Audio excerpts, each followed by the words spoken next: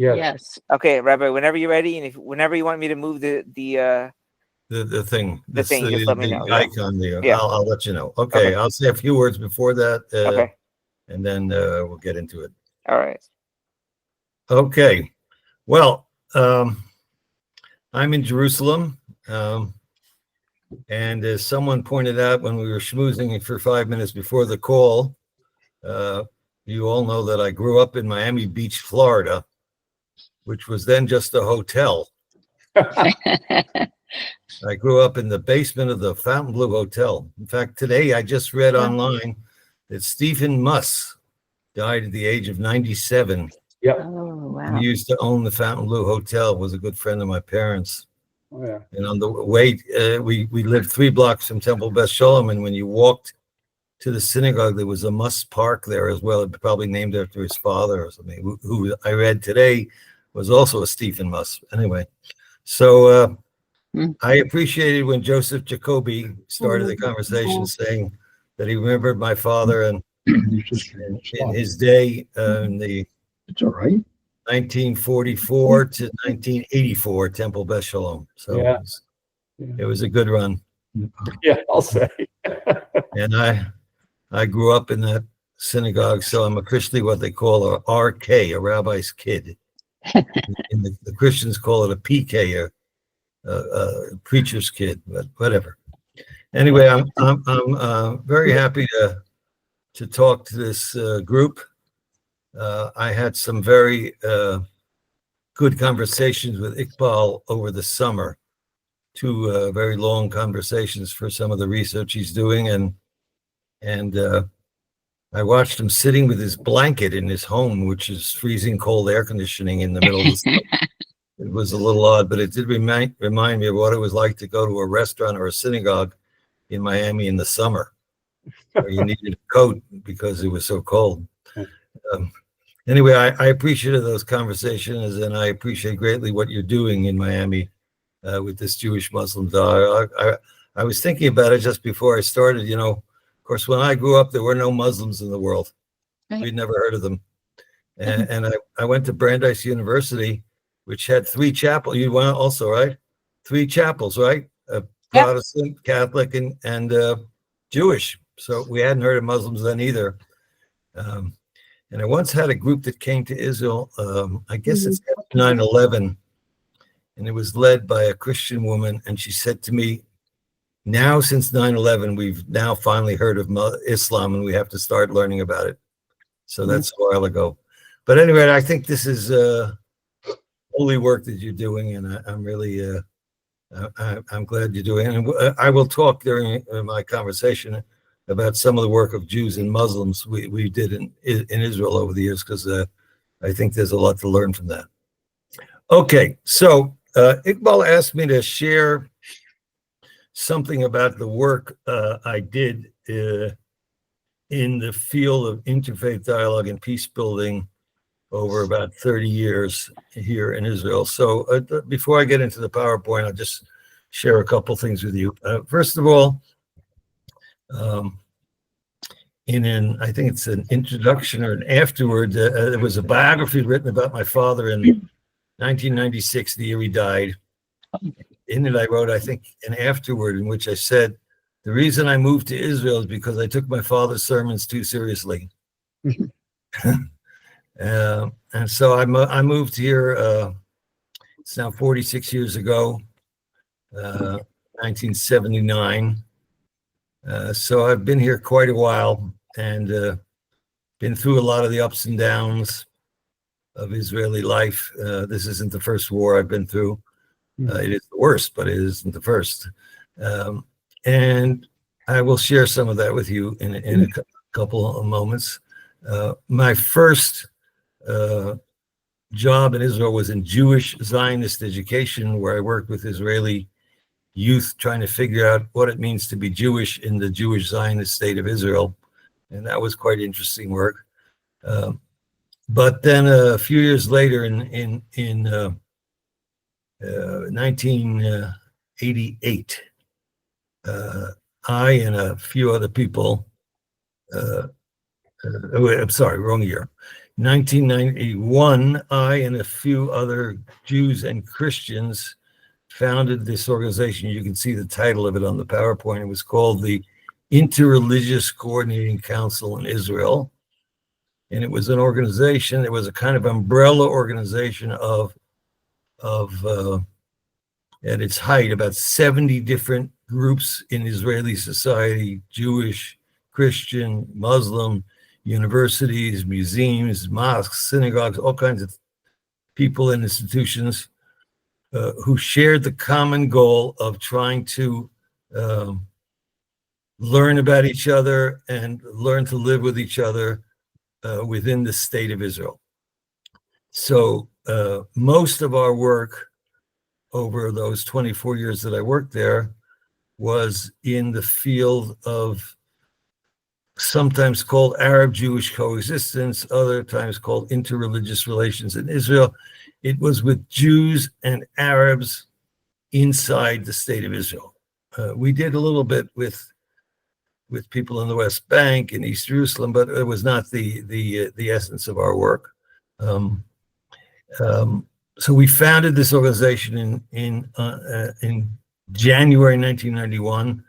I recently met someone who was there at the founding meeting. We came 2 days before the Gulf War. You remember the Gulf War, 1991, with gas masks in hand to a church in the middle of Jerusalem called the Radisbon Seminary, and about 25 people founded this organization, which was meant to be an organization which would do interreligious dialogue between Jews, Christians, and Muslims within the state of Israel.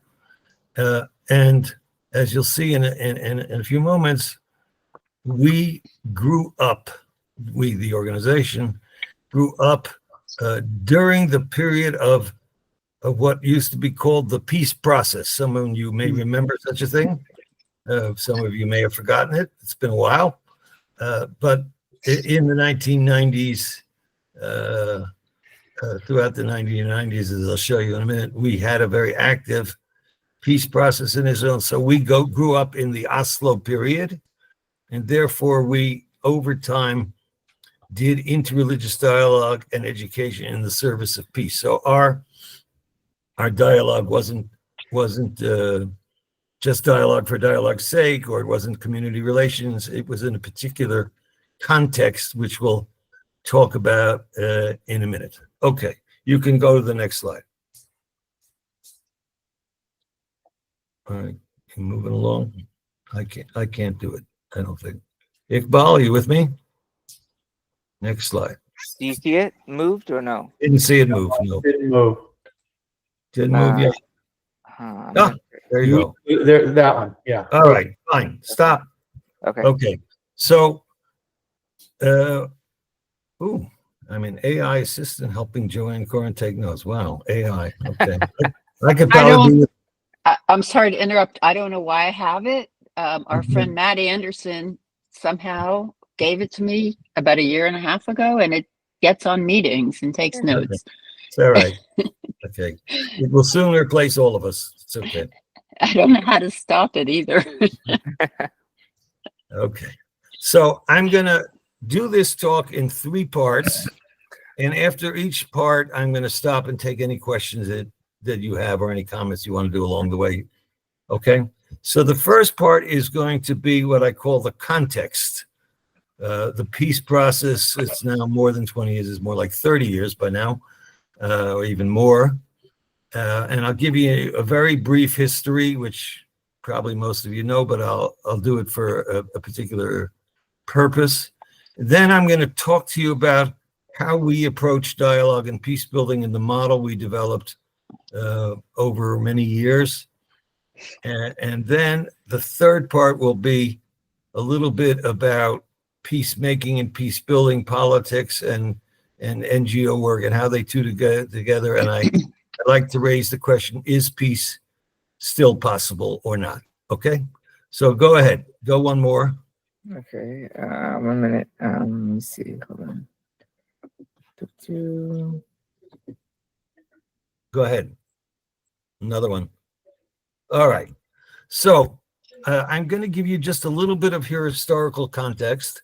And when I used to do this with there used to be things. Oh, Iqbal, was that you? Oh, sorry. Hold on. Yeah. You have to mute yourself. When I used to do this with a chalkboard, or what do they call those other things that you used to, I can't think of the word in English. I try to draw this like a mountain. So we're going uphill. Okay, the arrow is meant to go uphill. And this will be a quick rehearsal of what happened in the 1990s. So in 1991, under George Bush and Baker, they called the sides together, Israelis and Palestine, and invited them to a 2-day conference in Madrid, October 30th and November 1st. It was the first time that Palestinians participated in any diplomatic event. They came as part of the Jordanian delegation. Prior to the 90s, you may remember that the conflict here, which is now called the Israeli-Palestinian conflict, was called the Israeli-Arab conflict, right?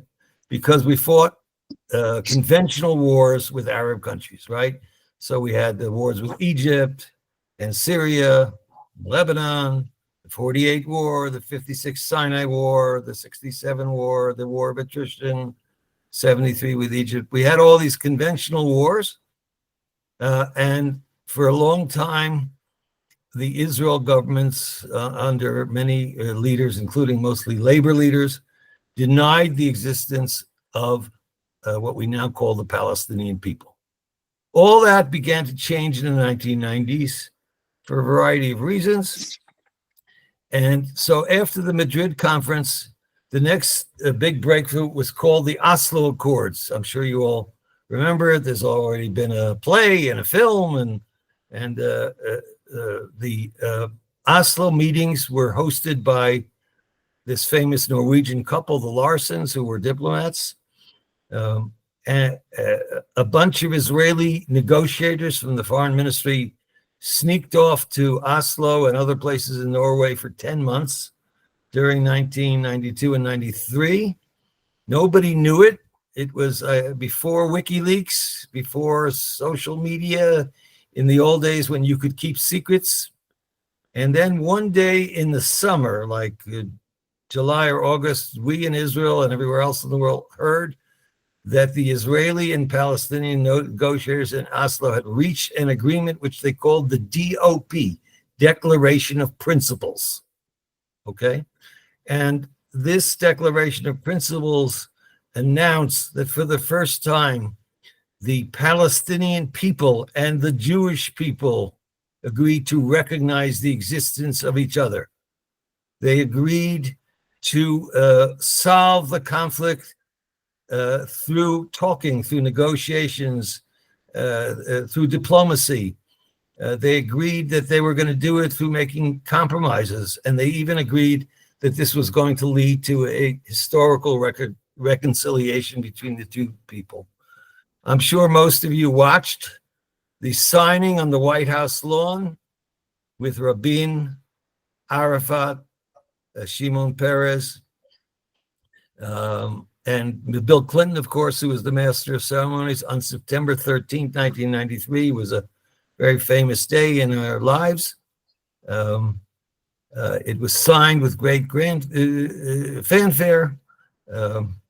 In some of my lectures on this topic, I have used a clip by Rabbi in where he talks, I would call it sermonically, about the Oslo Accords and how it's the time for the end of the wars and why, for the sake of our children and grandchildren. By now we know who wrote the speech for him in Israel. It was one of his great speeches, and it was many of us shed a few tears, and we thought we were entering a new era, right? The era of the beginning of peace with our Palestinian neighbors. Okay. A few months later, we reached a diplomatic agreement with the Vatican, which was an important footnote. Then we had some more peace accords, and in 1994 we had one with Jordan, right? The same cast of characters, and I assume that most of you know the map of Israel. Jordan is our longest border to the east, right? From Aqaba, Eilat, all the way in the south, all the way up to Syria in the north. So reaching in 1994, a peace agreement with Jordan was pretty great stuff. And I've often written and said that if you were an Israeli Jew living in around 1994, and I was here then, and you say, wow, look what's going on here. We already have the peace agreement with Egypt, right, from 1979. Now we have one with the Palestinians first time. Jordan, some of you may recall there were peace talks even with Syria then. By the way, they're coming back now, but that's another story.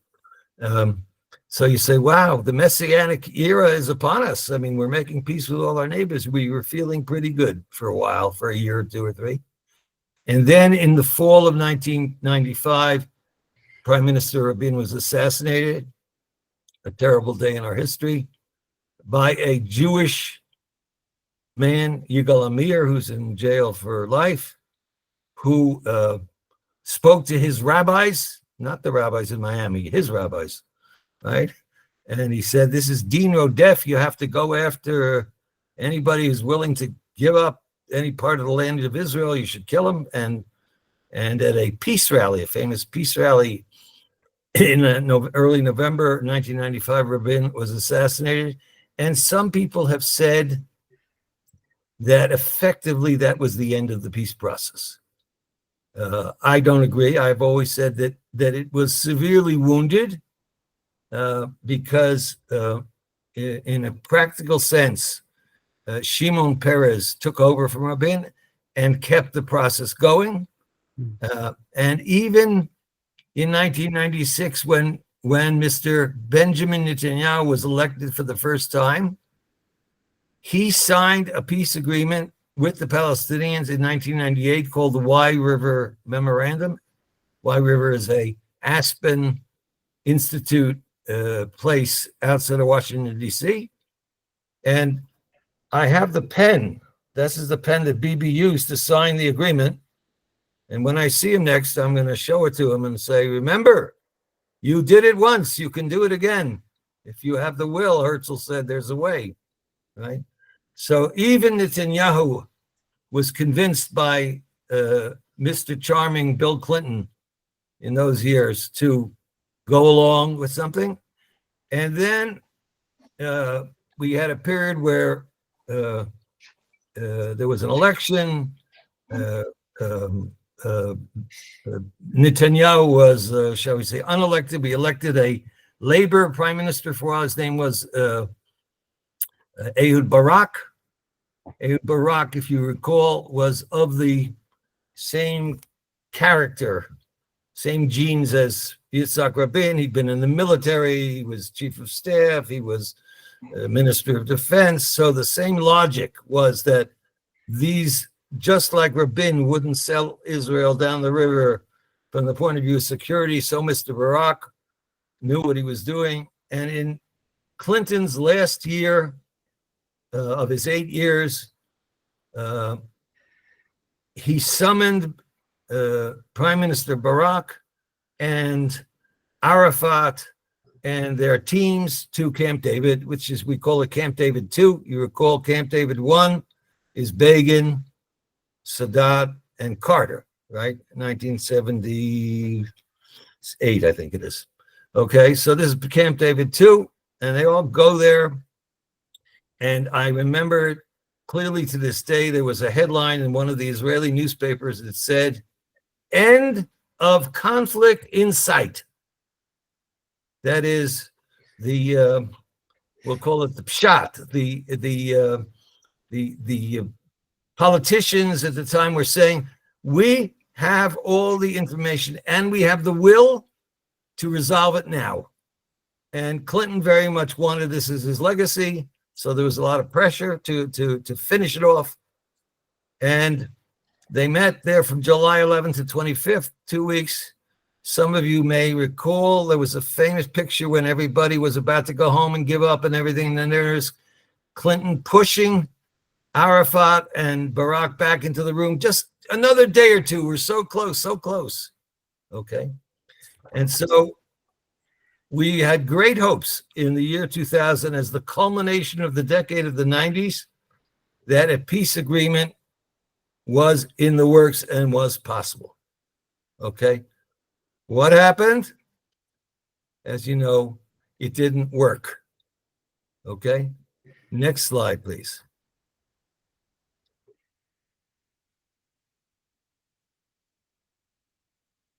One more. There we go. So after the failure of Camp David, in September of that year, just a few months later, oh, one more thing I have to say. After the Camp David 2 failed, whose fault was it? What happens when you have a bad divorce? Whose fault is it? The other person, the other side, was not willing to compromise. So we had what I call the beginning of the blame game, right? Everybody blamed each side, why they didn't agree, and when everybody blamed. Officially, you may recall that Clinton went along with the Israelis and blamed Arafat more, but it doesn't matter. Since that day, each person is all the new mantra became, we don't have a partner for peace. You can hear it in Arabic on the Arabic side and in Hebrew on the Jewish side. Same line. Okay, so then we had, I'll try to do this quickly. I don't want to spend too much time on this, but you'll see we're on a downhill slope, going down, down, down. We had for 5 years what we call the Second Intifada, an uprising, which was put down very harshly. We had the building of a security fence, which the Palestinians call a separation wall. It was an attempt by the government of Israel to prevent terrorism coming into the state of Israel. We had the famous disengagement from Gaza, 2005, right? Unilateral disengagement led by General Ariel Sharon, of all people, who had been, a warmonger in his day, and then he changed his mind, set up a new party, this and that. And it was very unpopular in certain quarters in Israel. And today, by the way, in recent months, this is now the 20th anniversary of the disengagement. And those people who were disengaged, the 8,000 Jewish settlers who were forced out of Gaza are remembering these days very sadly. And some of them say this was the source of all our troubles today, and on it goes. Okay, and then we had another war in Lebanon. And from there we had several Gaza wars from starting in 2008 until the current war today. The last real attempt to resolve the conflict was by Secretary of State Kerry in the Obama era, who spent 9 months shuttling around these parts, but in the end did not succeed. And since then, I'd say the last 10, 11 years, there's basically no attempt to resolve the big conflict around here. In fact, peace has been off the agenda for a long time. And I like to say the peace process of the 90s was replaced by the war process of the last 2 decades. Okay, I'm going to stop there for a minute. If you have any questions, comments about anything I said before I move on. So I will add one more sentence about this. I mean, you may want to. I'm sorry. Right? Go ahead. Someone, oh, I know. I'm wondering. You said that the peace process, in a sense, it was really ignored, and so how it was frozen.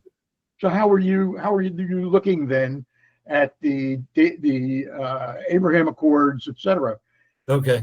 So the Abraham Accords, not everyone will agree with me, were an attempt by Trump term 1 to avoid dealing with the Palestinian-Israeli conflict. So if we make nice, we were successful dealing with it up until then. That's true too, but it was not the Abraham Accords were not an attempt to resolve the Israeli-Palestinian conflict. They were an attempt to create a notion, which is still around, that we can make peace arrangements with other countries, and somehow, I don't know how to put it, the Palestinian issue will fall into line. If you follow what's happened in the last 2 years with the under Biden, now under Trump, the idea of bringing Saudi and the moderate countries in, which is some are claiming is an expansion of the Abraham Accords, it still requires some commitment to the resolve the Palestinian issue, which the current government of Israel is not willing to give. So that's why it's sort of going around in circles. I hear you, but on the other hand, the direct approaches were not very successful. And it appears that not a single approach is probably going to work. So a stepwise approach in terms of building consensus around the issue might be a positive development. I mean, all of your 30 years of experience don't tell me that well, I'm not allowing you to finish, so I'm sorry. Okay, no, that's right. I understand your point. I think you have your comment really kind of set me back, and that is that there's been no effort really to address directly the peace process. Okay, so let me. I can agree with that. Okay, I'll correct myself. When we had the government of before this last one, remember with Naftali Bennett and Yair Lapid, the so-called unity government. In order to have the unity government, they all agreed to freeze what they call the peace process with the Palestinians. There was a total freeze. We don't discuss it. We don't deal with it. We deal with other matters. Now they're out of government, and October 7th happened, and this and that. So they're officially in the how would we say, in the coalition agreement of the current government. The same thing is there. There is no commitment to try to take the Israeli-Palestinian peace process any further. There are some ideas, like you're suggesting, to do other things, like the Abraham Accords. They've come up in recent months, but unfortunately, they're not going anywhere for the reason that I told you, because Israel doesn't. There was even an idea. Maybe you heard about this, that Trump and company were trying to suggest to the Israeli leaders, you don't have to kind of make a firm commitment. All you have to say in order to get the Saudis on board is that I commit to the process in some very vague way and over the next 5 years. But this current government, because of its makeup, was not willing to do that. All right, we'll come back to that. Okay, so any other questions? I do want to say one other point on this before I go on to the next point. And that is where we are now and where we've been for quite a while now is at a fairly low point. We can go lower. And if you're following the news, there are plans to go lower, which I hope don't happen, but we're not at the lowest point possible, but we're on a downhill slope. And therefore, this has made the work of the peace builders, the people on the ground who are trying to bring Jews and Arabs, Palestinians and Israeli difficult, incredibly harder. When I started my work in the 1990s, as I indicated, we were part and parcel, we were supplementary to the political diplomatic processes happening in the region. Now, anyone who's involved in any kind of peace work on the ground, and I mean NGO work, not political work, is having a much more complicated time because the mood is not with you. Okay, let's go to the next screen. And I want to make one distinction for you that will be helpful, I hope. Okay, there we go. All right. So I have learned to differentiate in my work in Israel and in Palestine between what we call peacemaking and peace building. Peacemaking, according to the people in the conflict resolution academic world who write about this stuff, refers to the politicians, diplomats, international relations experts, all the people who've been involved during the past 30 years or so at trying to make peace agreements between states, between political entities, right? So we've had some successes, right? We had Egypt, and we had the some agreements with the Palestinians. We have Jordan. We still have Egypt and Jordan. We have these talks going on right now. I'm sure you're reading about it with Syria. So there is some of that success in the background. And when there was more movement on that process, there was more movement on the ground, in the grassroots, between people who try to bring people together to learn to live in peace. The second or complementary part of peace work in Israel and Palestine, we call it peace builders or peace building, which is a term meant people who are not trying to bring the political peace, but bringing the social, religious, educational peace and harmony between people who live in the same community, in the same country, in the same region together. And they have two distinct goals which overlap. The politicians, I like to say, create the framework, they build the house, right? And we people, the peace builders on the ground who are not politicians, we supply the furniture and the kitchen and the food, right? And the prayers and the educational systems. So we're a little bit like your synagogue, right? We don't have to solve, even on Rosh Hashanah or Yom Kippur, you won't expect your rabbi to solve the political, problems of the Middle East, but you might hope for some, wisdom towards healing, towards reconciliation, towards the possibilities of living together. That's the kind of work we're into. So peace building refers, and that's the work I was involved in for 30 years or so, bringing people together to learn to see if you can learn to live in peace with each other, in your school, in your community, in your country, in your region, etc. Okay?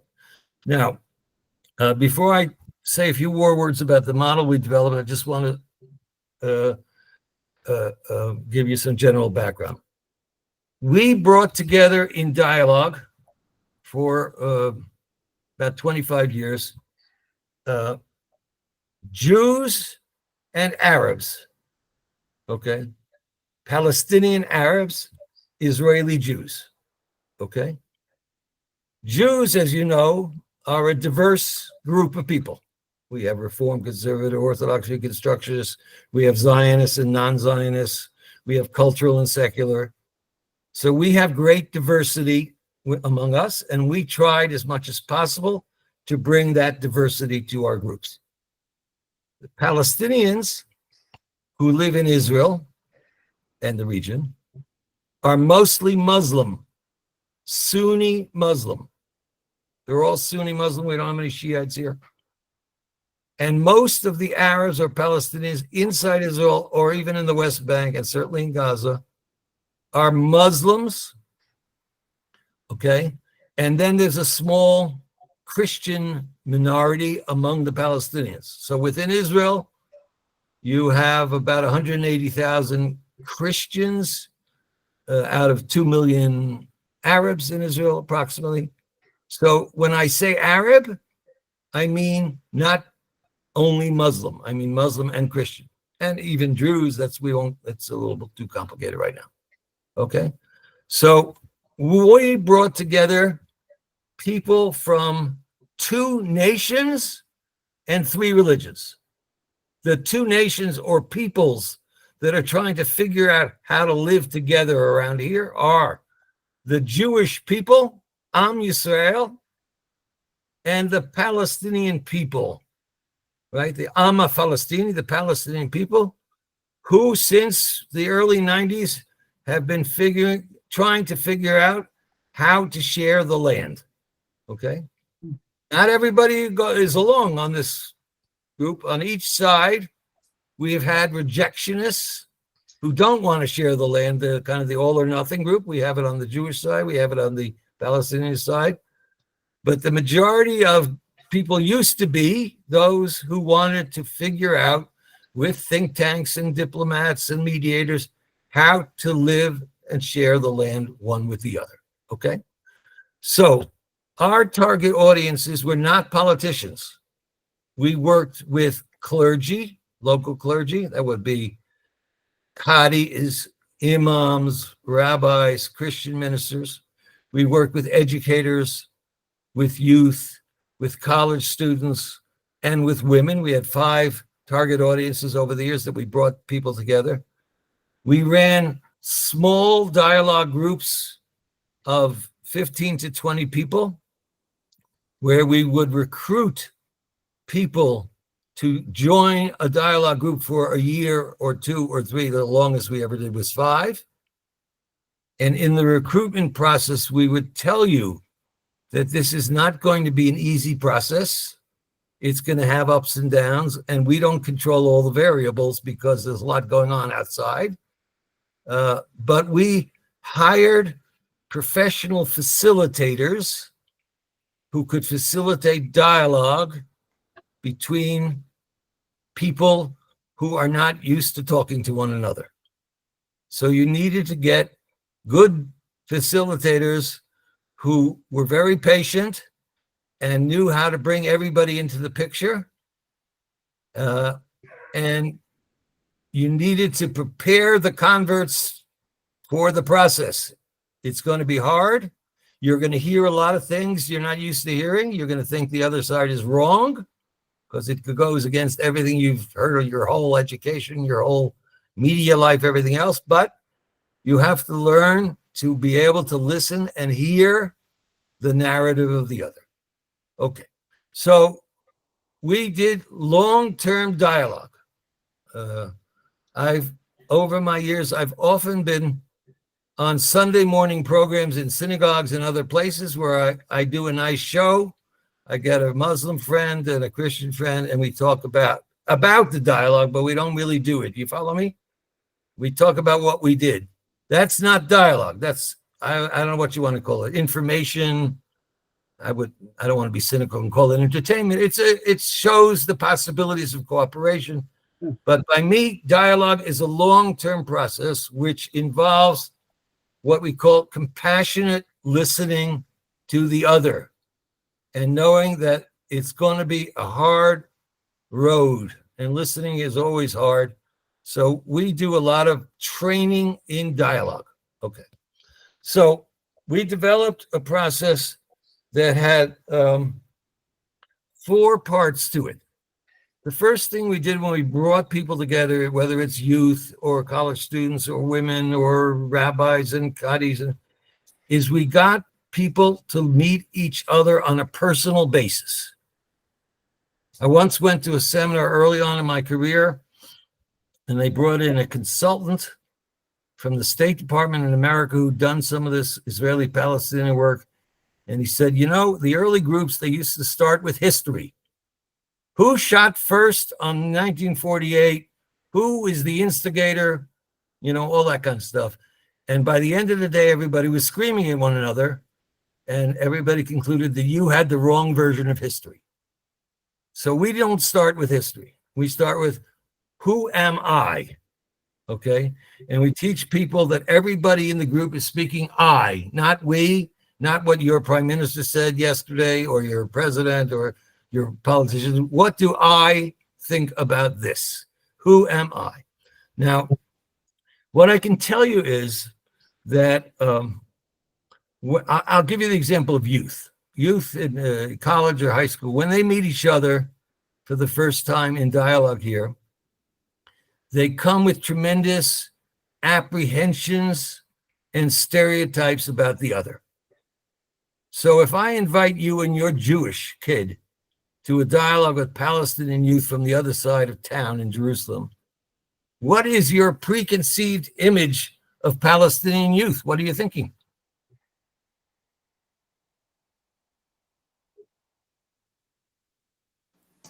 Throwing rocks.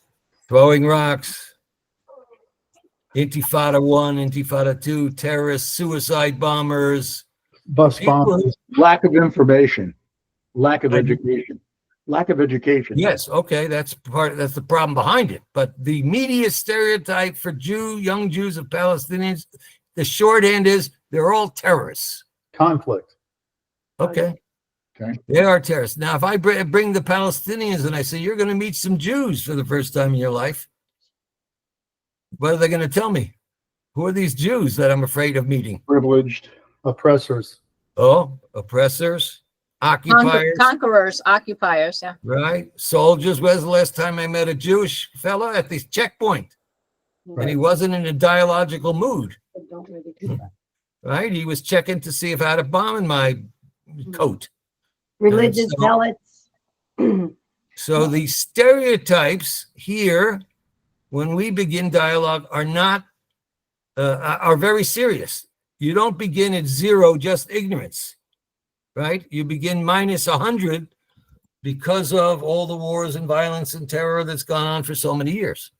So it's hard to do. And therefore, what we did over time is a lot of personal stories and visiting each other's homes and visiting each other's synagogues and mosques and churches, and a lot of kind of very personal stuff, and getting friendly and hobbies and music and you name it. And at the end of the process, we discovered that the Palestinian youth and the Jewish Israeli youth who meet each other and get to become friends have a major discovery in their lives, which is the other side is comprised of human beings. And if you think I'm being sarcastic, I'm not. In other words, if I see only the other side as the enemy or the terrorist, or they see me as only the enemy, and now all of a sudden we can be friends, it's a radical change in perception. And that allowed for what we call trust to develop between the people in this dialogue process. And I saw it happen millions of times, many times. It was quite amazing to see how afraid people were of each other when they met for the first time. But it requires not only good facilitation, but creating what we call safe space. You have to be in a place where everybody feels comfortable. Okay. Can I ask a quick question Please. about this particular part of it? Is it generally done as a group of 10, 15 people, whatever it might be, or Yes. is it done also one-on-one at any point? No. Well, it's done as a kind of group dynamics things. The groups are usually small, but there's a lot of breaking into smaller groups of 1-on-1, 2-and-2, and all that kind of stuff. It's very group dynamics style in order to develop relationships. Thank And you. all the literature on peace building, all the people who've written about say that the most important thing to move forward is developing relationships. By the way, my take on the Oslo Accords is that the negotiators who were there at the campfires and at the bars in Oslo first did dialogue and then they did negotiations. Dialogue is what we call schmoozing to some extent, right? They did a lot of kind of getting to know one another. And in those days, you would see how Yossi Balin and Abu Allah were friends, and they came home and they went to the other's bar mitzvah or whatever, all kinds of amazing stories that happened as a result of those 10 months that led to the diplomatic accord. Before the diplomatic accord, there was trust building and dialogue. So in our little groups, we try to do the same thing. Okay, the second thing we did, learning in a group setting, or I call it interreligious text study. Okay, so what's the problem? And I'll leave out the Christians for now, because I don't think we're at war with Christians anymore. Vatican II happened, the Crusades are over. The so-called wars are between the Muslims and the Jews, right? Now, mostly Shiite Muslim, but never mind. It's Okay. debatable. So there's an impression that Judaism and Islam are out to kill each other. And these two religions cannot exist together. Okay. How is this a notion exacerbated? Religious. in the media, in the social media, Islamophobia, Shiite law, or what do you call it? Sharia law is going to take over in Arkansas and in Europe, or halacha is going to take over in the West Bank. All kinds of crazy stereotypes are fomented by reading the media. So if you only knew about Islam and Judaism from social media, the internet, you are unlikely to have a positive image of that other religion. Okay. And the other thing that's happened, you went ahead too fast. Thank you. The other thing that has happened is that in our part of the world, and not only our part of the world, that Islam became equal with radical Islam. And Judaism became the Judaism of Smotrich and Ben-Gvir, or the settler Judaism. You understand? Yeah. This is what people conjure up in their minds about each other's religions. So we had a little idea, not very earth-shaking idea, to begin to learn about each other's religions by opening up some of the sacred books, the Torah, the Midrash, the Koran and Hadith. And we did it by getting the right teachers, okay? People who could teach it from a certain point of view, stressing through learning sources what we share in common as you go along, where we have differences. So we did a book once called Common Values, Different Sources, Common Values, Different Stories. So we stressed first what we had in common, and then we looked at the differences too. But in all groups, we had teachers of these religions doing work, and not even a lot of work, with the participants. And we discovered, as I discovered, that a little bit of learning and education could go a long way.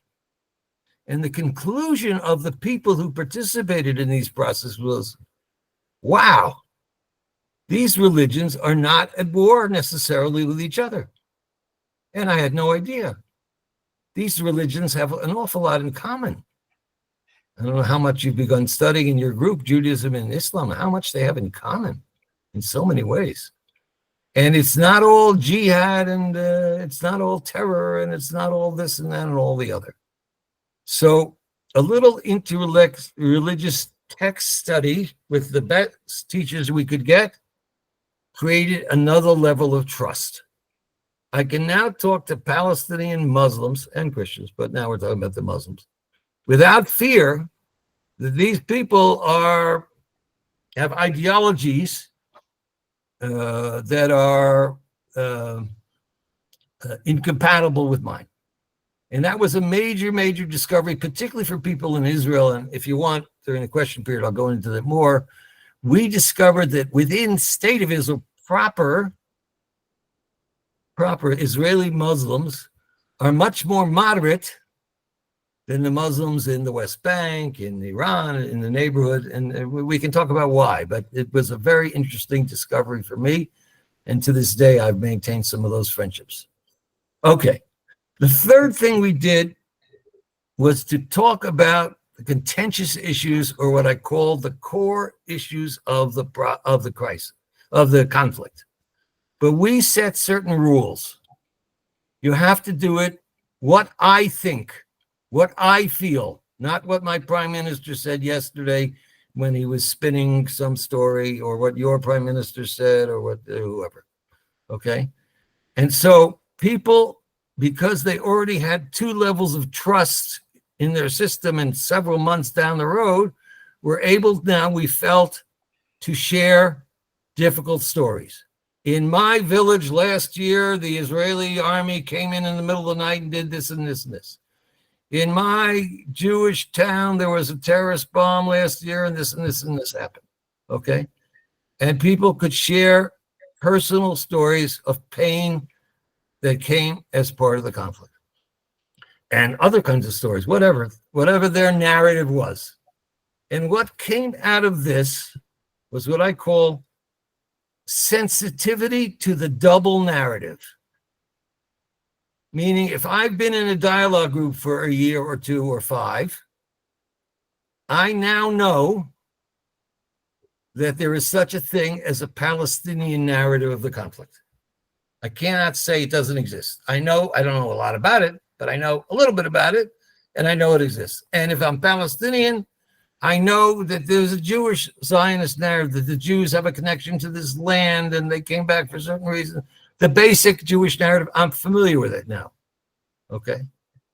We once had a group of, I think it was college students who had been through, I call it the first phase, and we sent them to a seminar in a peace camp in Northern Ireland. And they each had to develop a project. And one of them came back and said, I have a project. I want to develop a course, a study course on the Palestinian and Jewish narratives. I want to learn it in detail. Because I keep hearing there is one, and I hear a little bit there, a little bit there, but I've never really read anything. So we did it for a semester. And by the way, there are now several books which you can get, which have the Israeli narrative, the Palestinian narrative, side by side. There's one that I use in my teaching. It's called Parallel Narratives or Side by Side, something I can send it to you if you want to know more about it. So both people, all people in the group could learn that there are these different narratives. And by the way, the word narrative is different than history, right? History is the historians, they go to the archives, they have their methods, and there might be a historian, there are some from the United States, there's a guy named Teller in Michigan and others who have sat down, looked at both narratives and written what they call the synthetic history of the conflict, exploring all sides. But narrative is usually what I have narrated to my children, or what my teachers narrated in my schools to my children, or what my youth group narrated to my children.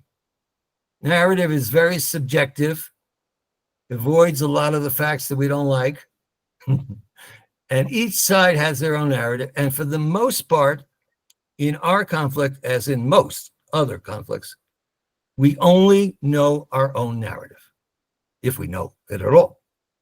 But Jews only know, if they know anything about Israel, they know the meta-Jewish narrative, if you'll excuse me, the Leon Uris narrative, right? The Exodus or whatever, or maybe an updated version, okay? So, and the other side has their narrative. Now, one other point about this is, if you have 7 Jews and 7 Palestinian, Muslim, Christian in a group together, how many narratives do you have? 14. Exactly.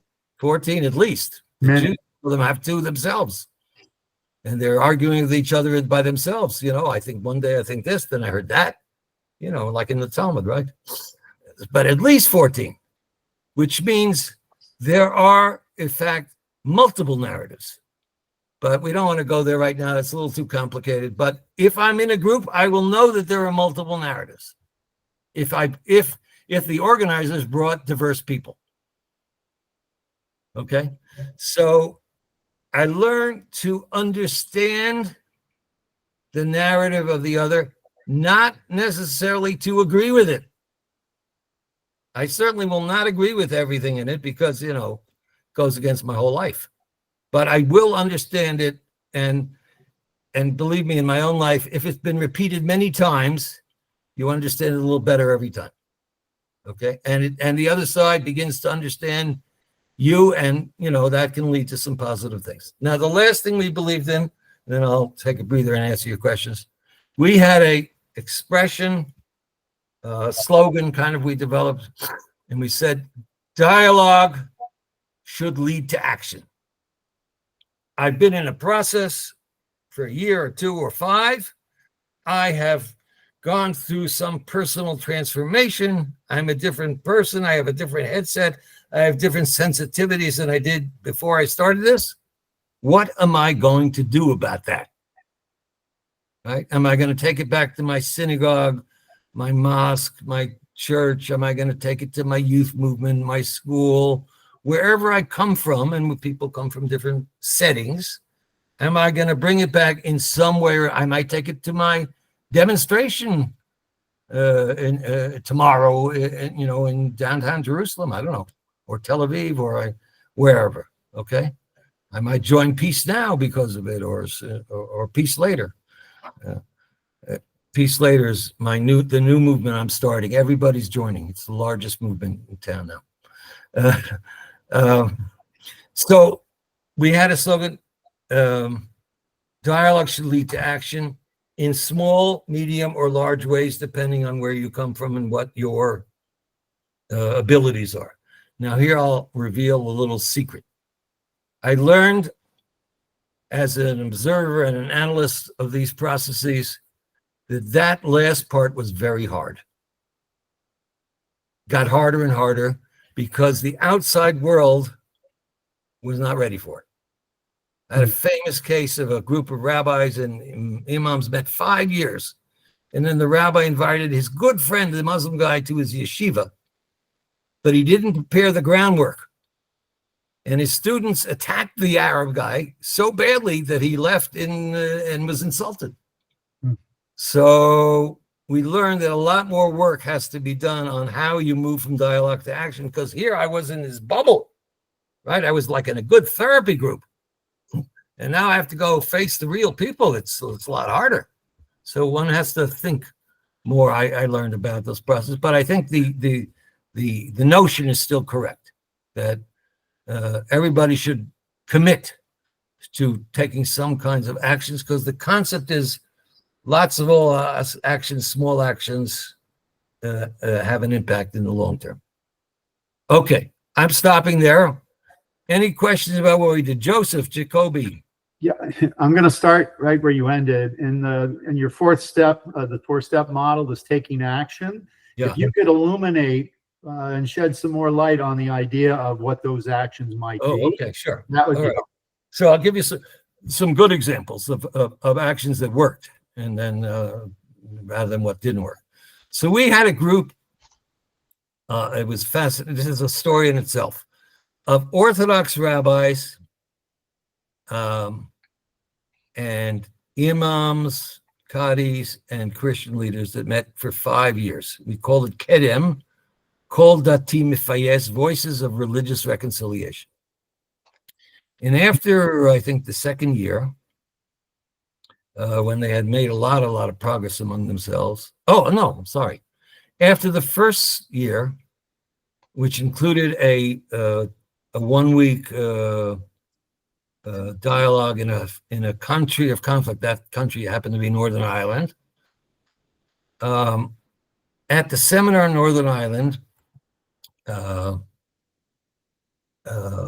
of the Muslim leaders in the group, who was in a sense kind of my partner in organizing this, turned to one of the rabbis one day and he said, "Listen, we have in my village a memorial thing in the center of town, because in 1956 there was a massacre in the town of Kafr Qasim in the eve of the Sinai War, and X number of our people were killed, and we have a museum, and we've never had any rabbis visit our memorial, and we have an annual march, in another month. Would you come?"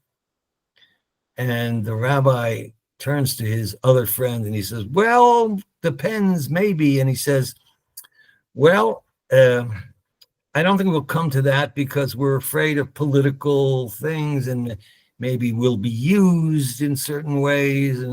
But we have another idea.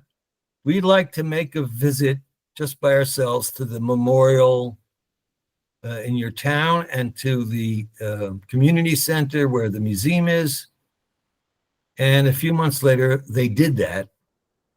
And it was a quiet visit, but a very important act of reconciliation for the Muslims in the group, because it was the first time any rabbis had ever visited their town and showed interest in their plight in a very well-known incident in Israeli society. I'll give you one other example. The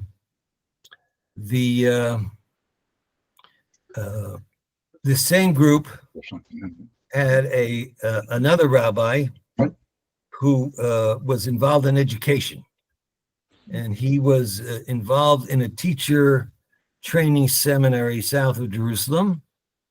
And he said to us, I've been teaching religious girls for many years, and they've never met an Arab. Not only that, they don't know anything about the sources in Judaism which have to do with relating to others, not in your own religion. So how about if I teach a course called Kvod Adam, religious integrity or respect for human beings based on Jewish sources in the seminary, and next year. And during the course, we'll also bring into the course some Israeli Arabs who you recommend that they can meet. And this rabbi did this for 2 years, and I would go to some of the sessions, and particularly at the end. And this one time I went and I listened to the summary, and what did the students say? They said 2 things. They said, one, that learning these sources was so important to me because in my entire yeshiva life, I had never learned any of this. And secondly, that the chances we had to meet Israeli Arabs, we're talking Arabs who want to be part of our society and want to reaching out to us as a minority, was a transformative event in my life because it taught me something I had no idea about before. So those are some of our best success stories. There were stories that were not successful. There were people who would go back to their school and say, oh, I want to bring, have an assembly and then bring Jews to my Arab school. Oh no, we can't do that. Not this year. The mood is too dark. We're too afraid. So it has its pluses, minuses. But there have been some, I would call it, moderate success stories, but not enough from my point of view. Any other questions about this part? I have a question. Please. I think your talk is so appropriate to so much of what we're trying to do, and I really appreciate everything you're saying. One of my questions I'm glad you said that because I was hinting in that. I'm glad. Very appropriate. Thank you. One of the things I think we've run into as we try to do this work is a lot of congregants who would like to be involved and who would like to be doing dialogue, having dialogues with other groups of people are afraid. They're afraid of confrontation. They're afraid of not knowing enough information to maybe refute, although I hate to use that word, but to have an honest discussion about what's going on and to present their point of view. And I'm wondering if you have any comments relative to that and what's the best way to approach it. So my experience is twofold. One is you need to develop a careful recruitment process. That's why you want to recruit people. You're not coming just on Sunday morning, one-time thing. You're going to come for a year or two, or once a month, 10 sessions, 20 sessions, whatever your plan is. And you have to prepare them psychologically for the ups and downs. And then you have to create what I call this safe space, this atmosphere of trust where people can speak freely and nobody has to be an expert on Judaism or Islam to be in the group. You'll learn as you go. And I think what I was trying to suggest is it has to be very personal, and the learning can be part of it as you go, but you don't have to learn the whole Quran or the whole Torah. You can, a little bit here, a little bit there. And I would pick the easier verses rather than the harder ones to start with. You start where you can find some commonality early so that you won't be, jumping to, oh, they called us apes and pigs in the Koran or whatever, and part of the recruitment is explaining this is dialogue, not debate. This is not refuting truth. You have the truth or I have the truth. We have our different ways. But we have common values. We have different sources. Let's learn about each other. But this requires kind of very good facilitation skills, right? So often university lecturers who are good at lecturing are not necessarily the right people for this. You need maybe there is one who also is a good facilitator, but you need good facilitators. The idea is really getting people to listen and learn, not argue or debate.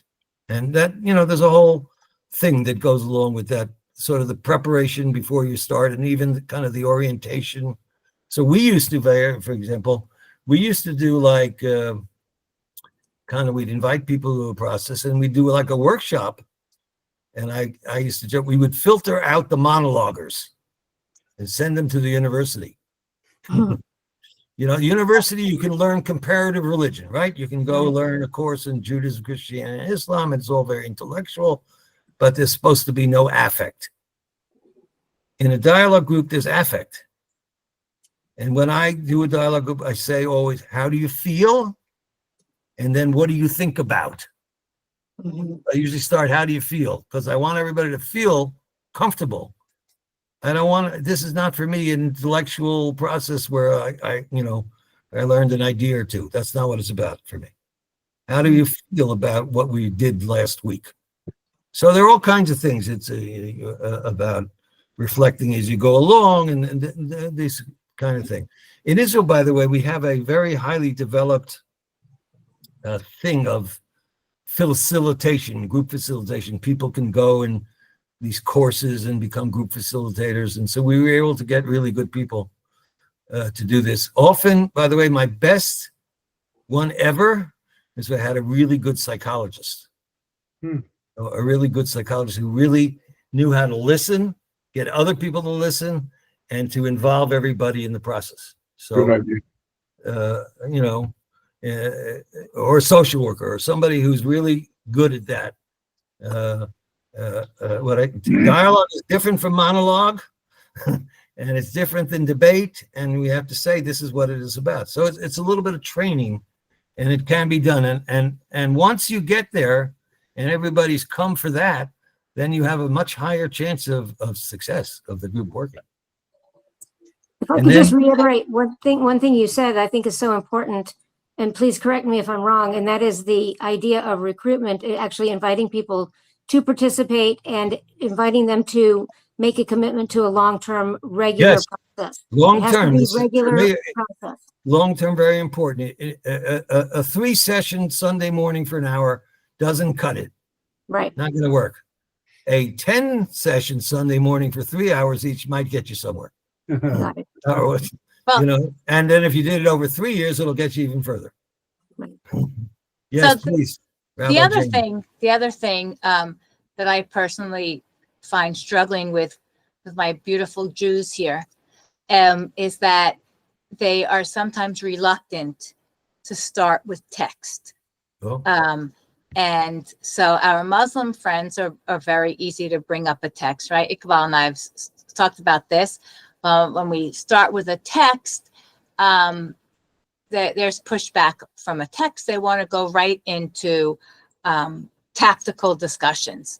And sometimes our discussions are not yet, even though we've done the work with Shema and listening, we are still not ready to share narratives. So we've been working on, I think, narratives, but not everybody understands the difference between a narrative, sharing our narrative, and sharing what we believe as something that's right. And I think that's something we need way more work on. Okay, I think you're right. I go from me'akala kaved. I start as easy as I can. I would do the simplest text you can find, and if you can't start with text, start with stories. Start with what's familiar, and And I agree that you don't go to the narratives, the personal narratives, until you're ready, until you have. I remember the day when I had this psychologist facilitator said to me, we're going to go to the narratives. I said, no way, it's not going to work. But he made it work. So you have to really be ready for it. And I have one other comment while we're at it. Do not start with Israel. Mm-hmm. Do not start there. It will not be a good starting point. I would only get there, when you're really ready. I know it's hard because everybody's involved right now with what the current scene is, but that's part of the training. You got to start with not where you're going to yell and scream and disagree, because we know that the narratives are very shrill and not based on information and all kinds of stuff. Joanne. So I'm just absolutely enthralled with this conversation, and also really encouraged, because I think whether we realized it or not, we did a lot of this just sort of intuitively with our group. Okay. And it's making me really happy to hear your expertise and your experience. So I have a couple of questions about it. So the first question is, we haven't really gotten into the text, as Jamie said, but one of the things we've done is try to bring our Muslim friends in, and they have invited us. We went to a mosque for a visit, and we have invited them. This will be our second year to come together on Sukkot for a minyan service and a potluck, and go in the sukkah and share traditions. And I'm wondering if you think that's as effective as the text. Yes, I think it is. I think all of that can precede the text. Before you have to, in my view, you have to get to the text when you're ready. And if your reading of the group is that they're not all ready, it's very interesting. By the way, I'm interested in your comment. In Israel, we had the opposite problem. The Jews in Israel, the rabbis that I know, present texts from the Bible until the Palmach. And they'll come in with sheets of 3 pages with 40 quotes and 40 sources. And the Muslims will come in with 3 verses from the Koran. Terribly different styles of text. So the text thing is got to be worked out by the teachers. Yeah. Okay. But I don't think you have to do text. I think the point is there are variety of things that you want to learn in order to learn about each other. Text, so here's my religion is one, the culture is another, the psychology is another. You have to figure that out and go step by step. So here's my second part question. We've been so fortunate to have Iqbal as our ally, colleague, partner in this. And the folks that have been participating on a regular basis from the Muslim community are by and large academics. They are professors, they are learned people, they are sharing history and learned things. Those of us coming from Temple Beth Am's unbiased group are mostly lay people with some experience. And I'm wondering, one of the observations that I've made is that our academic friends are really engaged because they're really interested in learning. And we're having a hard time, I think, coming to terms with, we're not as knowledgeable about our history and our text. They are very knowledgeable, but how do we, one of my colleagues here, Dianne, has brought this up a few times. How do we just get regular people to buy in, to want to stick with this for the year or two? May I just intercede for 1 minute? I think what I'm hearing here, and I think, Jamie, we read an article or listened to something a week ago for our little reading group that we do and conversation group. It's facts, which is the academic part, versus feelings, which I'm hearing Rabbi Kronish speak about. And I think that that's where it becomes very difficult. And we did organize and work with a group called Shema. And it really does kind of mimic what, Rabbi, you've been talking about. It's learning about them, story of them, our own personal stories, and the story of the Jewish people, and explaining, this was centered around anti-Semitism and getting a lot of clarity and verifying what the feelings are, as well as the facts, and then addressing hard questions. My thought about this is it seems like it's difficult to combine both. Just like you started out saying, this isn't about politics. This is about relationship. And so I'm wondering if there isn't an inherent conflict here that's getting in the way of our having these real conversations, if I'm making myself clear. I'm not sure exactly how to react to these comments because it's your local thing, but in an ideal world, which we don't live in, it's better to be symmetric. That is to say, it would be better laypersons versus laypersons and academics versus academics, rabbis with imams, et cetera, in my view, because you have an imbalance here that you're struggling with. And I don't know how to resolve it. I would say that over time, if you continue this, it might be useful to talk to Iqbal and the other Muslims about creating a lay group, a totally lay group, where the academics come in from time to time to share some, I don't know about facts, I don't know if there are any facts left in the world, but share some information, some midrashim, some theories, some ideas from the religions as part of the process. So, for example, if you did something on Sukkot, there could be a little learning about. We've done that. Okay. We've actually done that at Sukkot. Okay. Great. Yeah, in fact, if I'm looking at your 4-step model right now, Rabbi, I can tell you, I believe we're right at number 3. Okay. Yes. Yeah. Okay. Well, And if you're, it's evolved because of the trust and because of the relationship. that's good.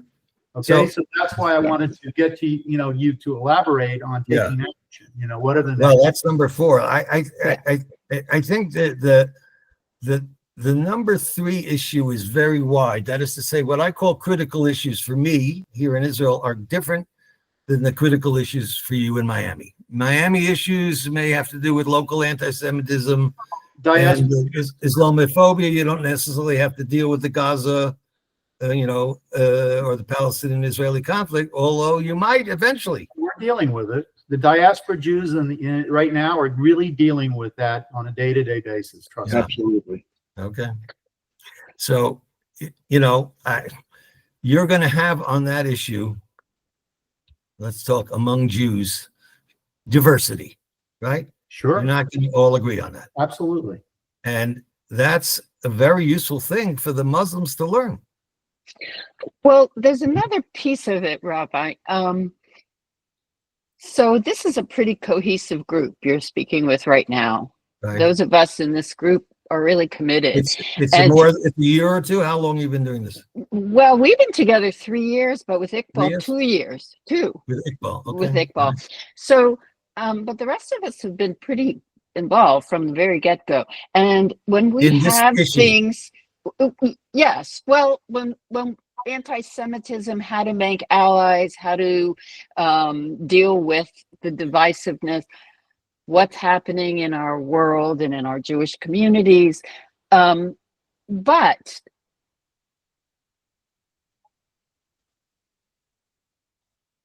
we have a really large congregation. And as you know, Miami is a really large Jewish community.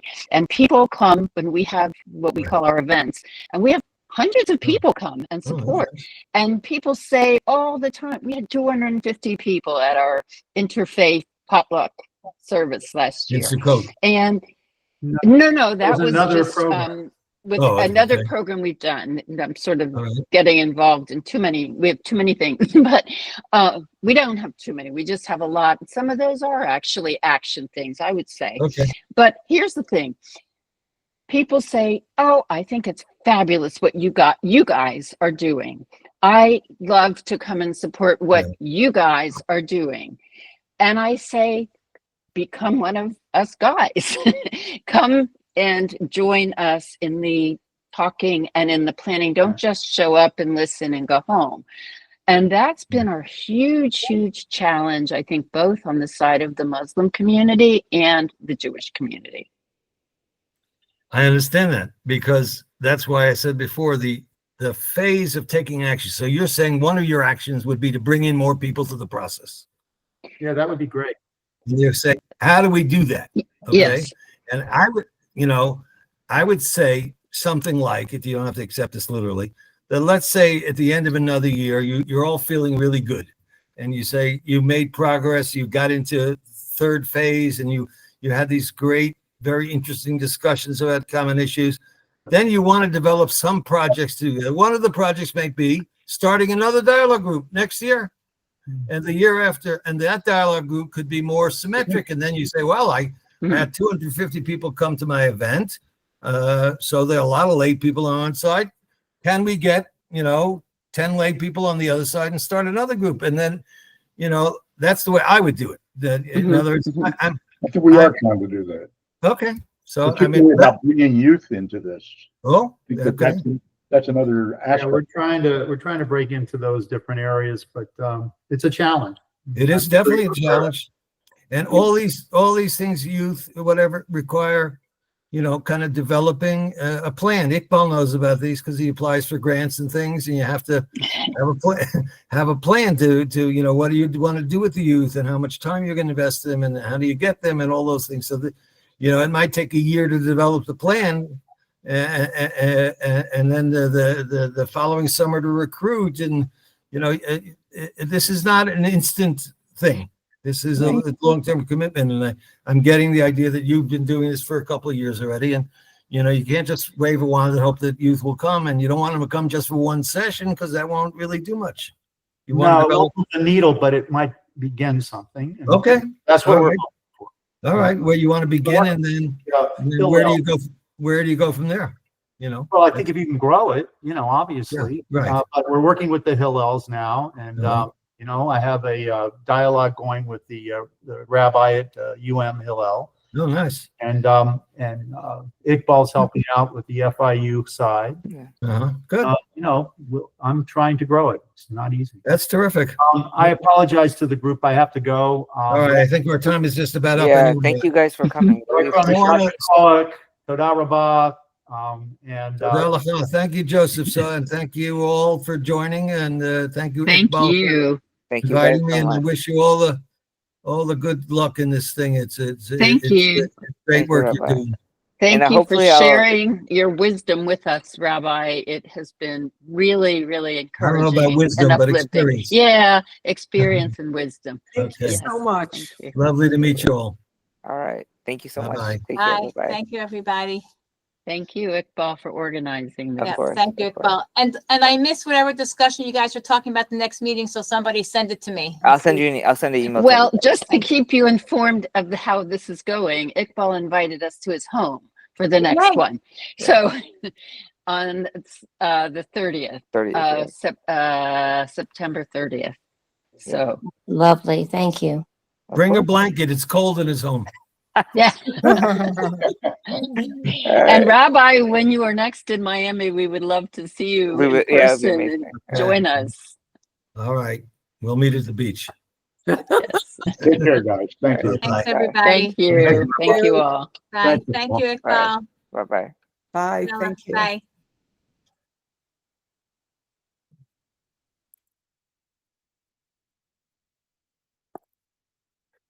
Hi, Leila, hold on one moment.